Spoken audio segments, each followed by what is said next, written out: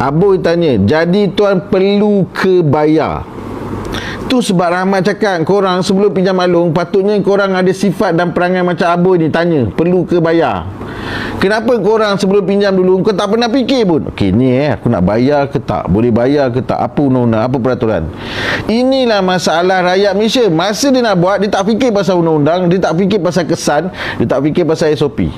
Kau dah buat, kau dah tahu kau tak boleh bayar, kau dah buat, barulah masa tu okey, dalam undang-undang cakap masa sebelum kau pinjam kau tak fikir undang-undang pun.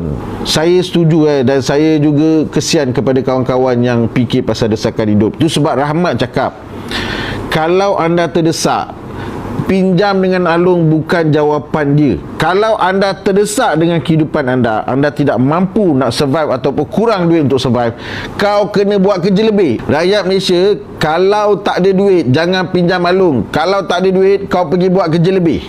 Aku pernah berniaga lah baju tepi jalan, duit tak cukup. Aku pernah pergi jumpa orang nak buat apa, awak suruh buat, saya buat. Ni raya, aku tunggu orang panggil aku nak upah cat rumah. Aku tak pinjam Along, Mat. Sebelum aku masuk polis, aku cakap dengan kawan aku yang berniaga, kalau kau tak cukup orang, panggil aku buat part time. Kawan aku panggil aku ni kerja untuk ganti pekerja dia je bila part time. Zaman sekarang lagi senang nak bekerja. Kau ada kereta, kau ada motor, kau start, kau jalan, kau boleh buat kerja. Kerja ada, Mat. Kau nak dengan tak nak buat je.